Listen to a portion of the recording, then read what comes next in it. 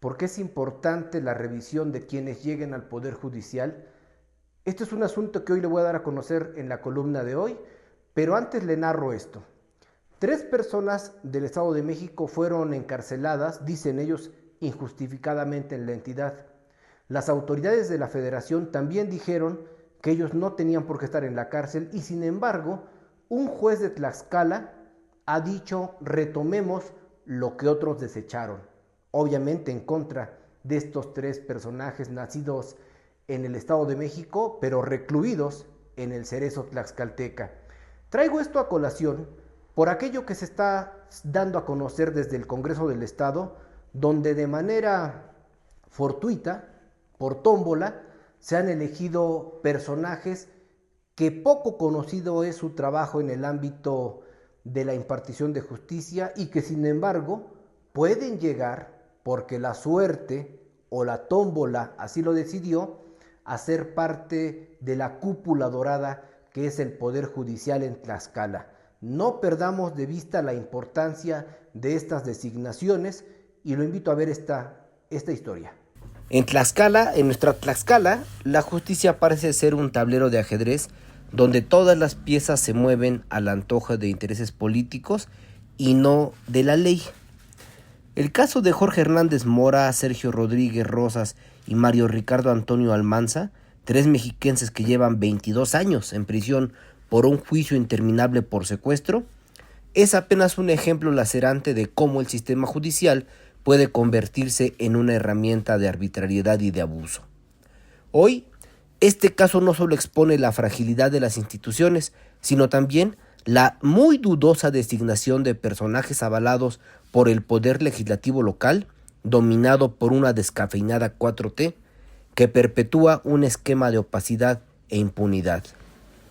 Estos 3 hombres, que han pasado más de 2 décadas tras las rejas, enfrentan un proceso plagado de irregularidades, torturas, detenciones ilegales, orden de aprehensión contra los agentes responsables de su captura y ahora el uso de pruebas ilícitas para mantenerlos presos, así como lo escucha, uso de pruebas ilícitas para mantenerlos adentro, todo por cortesía del Poder Judicial. En 2023, el Grupo de Trabajo sobre la Detención Arbitraria del Consejo de Derechos Humanos de la ONU emitió una opinión contundente. Sus detenciones fueron arbitrarias y el remedio adecuado era su inmediata liberación. Sin embargo, en Tlaxcala esa resolución parece ser papel mojado o papel higiénico.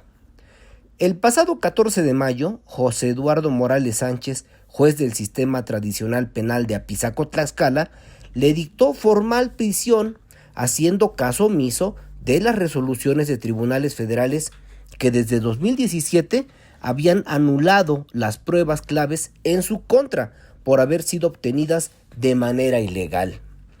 Testimonio de las víctimas, declaraciones de un familiar y un dictamen pericial en fonología fueron desechados por el 4º Tribunal Unitario Penal en la Ciudad de México al constatar que la entonces Procuraduría General de Justicia del Estado de Tlaxcala violó el derecho humano de puesta a disposición sin demora, prolongando injustificadamente el traslado de los detenidos y fabricando pruebas en un contexto donde no pudieron defenderse. Incluso se subrayó que el caso debió ser turnado a la entonces Procuraduría General de la República en el Estado de México, donde fueron aprehendidos, y no en Tlaxcala, evidenciando un desaseo jurídico que roza lo criminal. No sería la primera vez que sucedía en aquel periodo negro del país.